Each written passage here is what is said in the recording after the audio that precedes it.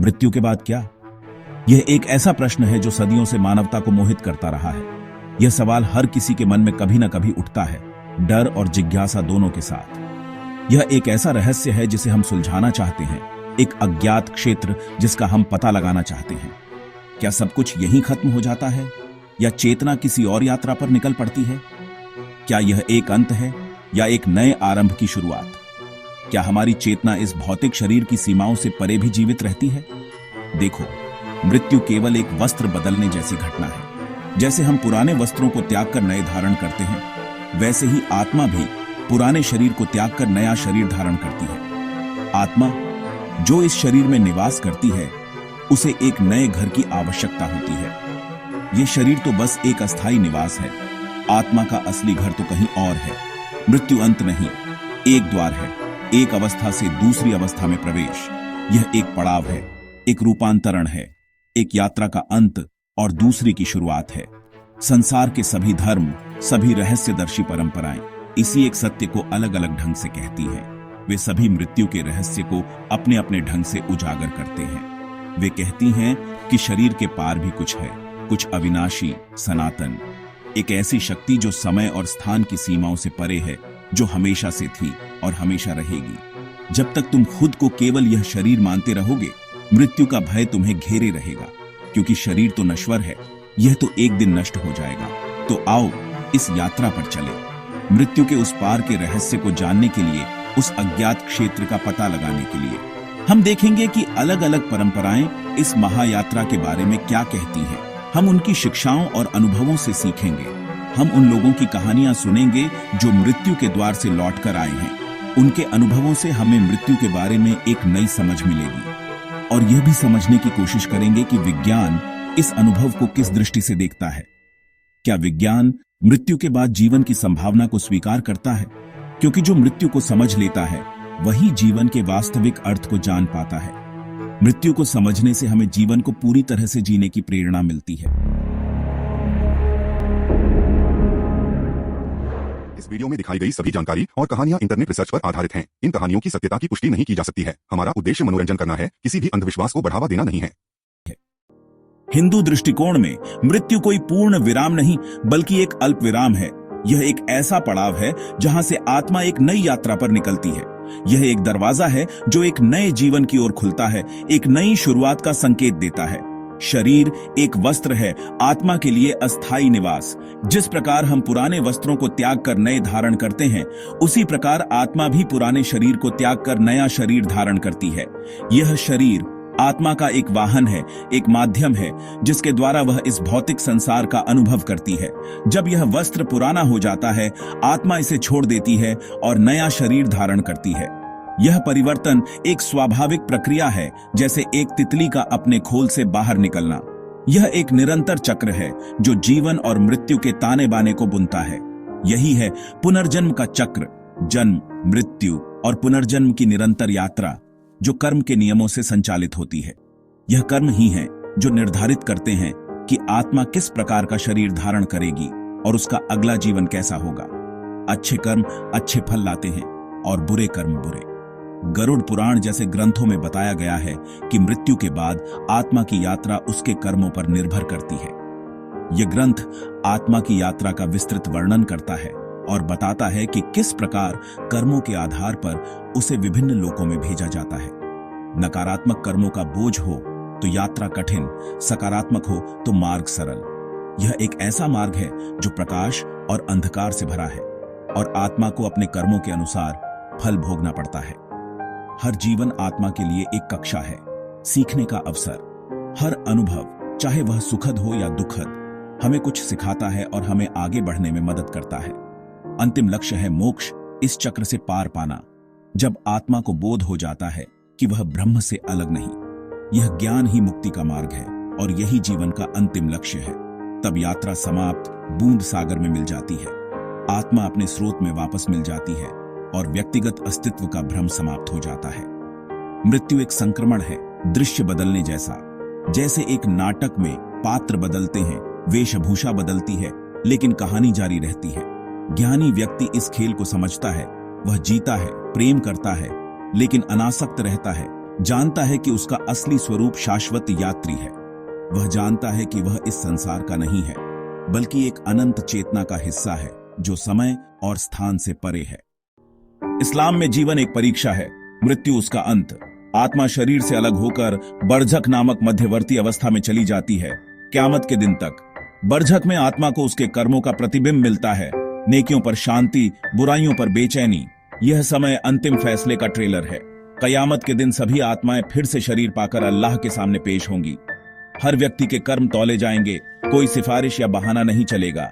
जिनकी नेकियां भारी होंगी उन्हें जन्नत मिलेगी, जहां अनंत सुख और शांति है। बुराइयां भारी हों तो जहन्नम, जहां पीड़ा और पछतावा है। इस्लाम में मृत्यु एक अंत नहीं, बल्कि शाश्वत जीवन की शुरुआत है, जो पूरी तरह इस दुनिया के कर्मों पर निर्भर करती है। ईसाई दृष्टिकोण में जीवन एक बार मिलता है, एक यात्रा जिसका अंत और परिणाम शाश्वत है। पुनर्जन्म नहीं, बस एक जीवन जिसमें तुम्हें अपना रास्ता चुनना है। मृत्यु के बाद आत्मा ईश्वर के सामने न्याय के लिए प्रस्तुत होती है। विश्वास है कि मानवता पाप से ग्रस्त है, लेकिन यीशु मसीह में आस्था से मोक्ष संभव है। मृत्यु के तुरंत बाद आत्मा का व्यक्तिगत न्याय होता है, उसकी स्थिति तय होती है। स्वर्ग, नरक या परगेटरी। स्वर्ग ईश्वर के साथ शाश्वत मिलन, पूर्ण आनंद और शांति। नरक ईश्वर से शाश्वत अलगाव, आत्मा की पीड़ा। परगेटरी आत्मा की अस्थायी शुद्धि, ताकि वह स्वर्ग में प्रवेश कर सके। यह पीड़ा आशावान है, क्योंकि अंततः आत्मा स्वर्ग में जाएगी। ईसाई के लिए मृत्यु एक द्वार है, एक शाश्वत अपरिवर्तनीय वास्तविकता की ओर। अब हम उन लोगों की कहानियां सुनते हैं जो मृत्यु के द्वार से लौटे, नियर डेथ एक्सपीरियंसेस या एनडीज। ये अनुभव दुनिया भर में मिलते हैं और इनमें आश्चर्यजनक समानताएं हैं। सबसे आम अनुभव एक अंधेरी सुरंग से गुजरना, शरीर से बाहर तैरना और एक तेज शांतिपूर्ण यात्रा। सुरंग के अंत में एक दिव्य प्रकाश, चमकदार लेकिन आंखों को चुभता नहीं। कई लोग बताते हैं कि उन्होंने दिव्य बगीचे देखे, प्रियजनों से मिले और गहरे प्रेम व शांति का अनुभव किया। कुछ को अपने जीवन की झलक मिली, हर कर्म, हर भावना और उसका दूसरों पर असर। ये कोई सजा नहीं, बल्कि सीखने का अवसर था, प्यार और करुणा का महत्व समझाने के लिए। लौटने के बाद लोग जीवन को नए अर्थ और दृष्टि से जीने लगते हैं। एनडीज में एक गहरा अनुभव है, लाइफ रिव्यू। लोग बताते हैं कि उनका पूरा जीवन एक साथ उनके सामने आ गया। वे न केवल अपने दृष्टिकोण से, बल्कि दूसरों के दृष्टिकोण से भी हर घटना को महसूस करते हैं। जब उन्होंने किसी को प्यार दिया तो उस व्यक्ति की खुशी महसूस की, जब दुख पहुंचाया तो उसकी पीड़ा भी। यह आत्मविश्लेषण का गहरा क्षण है। हर कर्म की लहरें दूसरों के जीवन में कैसे जाती हैं। वहां कोई न्यायाधीश नहीं, बस बिना शर्त प्रेम और स्वीकृति। भौतिक सफलता अर्थहीन लगती है, सबसे ज्यादा मायने रखता है प्यार, करुणा और ज्ञान। यह अनुभव लोगों को बदल देता है। वे अधिक दयालु, प्रेमपूर्ण और आध्यात्मिक हो जाते हैं। वे समझ जाते हैं कि हम सब एक दूसरे से जुड़े हैं। किसी और को दुख देना खुद को दुख देना है। अब आते हैं विज्ञान की ओर। विज्ञान आत्मा या पुनर्जन्म को नहीं मानता। उसके लिए मृत्यु एक जैविक घटना है, मस्तिष्क बंद, हृदय बंद, यही जीवन का अंत। लेकिन एंडीज ने वैज्ञानिकों को भी सोचने पर मजबूर किया है। जब मस्तिष्क लगभग निष्क्रिय हो तब ये अनुभव कैसे? एक सिद्धांत है, मरते हुए मस्तिष्क की प्रतिक्रिया, ऑक्सीजन की कमी से असामान्य गतिविधि। दूसरा, मस्तिष्क में रसायनों का प्रवाह जो शांति और आनंद की अनुभूति देता है। सुरंग और प्रकाश के अनुभव को भी वैज्ञानिक व्याख्याएं दी जाती हैं, लेकिन कुछ अनुभव ऐसे हैं जिन्हें विज्ञान नहीं समझा पाता, जैसे शरीर से बाहर जाकर ऐसी बातें जानना जो सामान्यतः असंभव हैं। यह चेतना के सबसे बड़े रहस्य को उजागर करता है। क्या चेतना केवल मस्तिष्क का उत्पाद है या कुछ और? हम एक चौराहे पर हैं। धर्म कहता है चेतना शरीर से परे है, विज्ञान इसे मस्तिष्क की प्रक्रिया मानता है। क्या एनडीज केवल मस्तिष्क का खेल है या आत्मा का अनुभव? शायद दोनों में सच्चाई का अंश है। शायद हम एक ही चीज को दो भाषाओं में समझने की कोशिश कर रहे हैं। विज्ञान सूर्यास्त को तरंग दैर्ध्य से समझाता है, लेकिन उसकी सुंदरता का अनुभव अलग है। इसी तरह मस्तिष्क की प्रक्रिया कैसे बताती है, लेकिन क्या और क्यों नहीं। हो सकता है मस्तिष्क एक रेडियो की तरह है, चेतना को पकड़ने का माध्यम। मृत्यु मस्तिष्क के बंद होने का नाम है, चेतना के अंत का नहीं। चेतना क्या है, यह सबसे बड़ा रहस्य है जिसे विज्ञान भी पूरी तरह नहीं समझा सका। तो इस यात्रा के बाद हम कहां पहुंचे? हमने इतने सारे रास्तों पर चलकर इतनी विचारधाराओं को समझकर क्या पाया? क्या यह सिर्फ एक और पड़ाव है या फिर मंजिल का इशारा? हर परंपरा, हर दृष्टिकोण, चाहे वो कितना भी अलग क्यों ना दिखे, हमें एक ही बिंदु पर लाता है। यह बिंदु है एकता का, समझ का और उस सत्य का जो सभी में समान रूप से विद्यमान है। जीवन और मृत्यु का रहस्य जागरूकता में छिपा है। जिस तरह एक बीज में पूरा वृक्ष छिपा होता है, उसी तरह हमारी चेतना में जीवन और मृत्यु दोनों के रहस्य छिपे हैं, जिन्हें जागृत करना है। मृत्यु के बाद क्या होगा, इसकी चिंता में अपना आज मत खो। भविष्य की अनिश्चितताओं में उलझकर वर्तमान की सुंदरता और संभावनाओं को अनदेखा मत करो। हर पल एक नया अवसर है, एक नया जीवन है। मृत्यु का भय असल में जीवन न जी पाने का भय है। यह डर उस अधूरेपन का है, उन अनुभवों का है जो हमने खुद को लेने से रोक लिए। जिसने हर पल को पूरी तरह जिया, जिसने अपने डर का सामना किया, जिसने प्रेम और करुणा को अपनाया, वह मृत्यु का स्वागत शांति से करता है, क्योंकि उसके जीवन में कोई अधूरापन नहीं, कोई पछतावा नहीं होता। धर्म और विज्ञान नक्शे दे सकते हैं, वे हमें दिशा दिखा सकते हैं, सिद्धांतों और अवधारणाओं को समझा सकते हैं, लेकिन यात्रा तुम्हें खुद करनी होगी। कोई और तुम्हारे लिए नहीं चल सकता, कोई और तुम्हारे अनुभव नहीं जी सकता। असली अनुभव तुम्हारे भीतर है, तुम्हारी आत्मा में है, तुम्हारी चेतना में है। हर सांस में जीवन और मृत्यु का नृत्य है।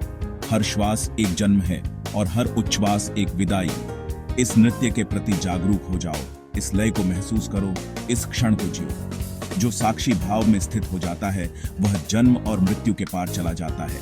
वह इस नाटक का दर्शक बन जाता है और मुक्ति को प्राप्त करता है। जब तुम जान लेते हो कि तुम शुद्ध जागरूकता हो, कि तुम शरीर और मन से परे हो, तो मृत्यु एक भ्रम बन जाती है और जीवन एक उत्सव। हर दिन एक उपहार है, हर पल एक आशीर्वाद।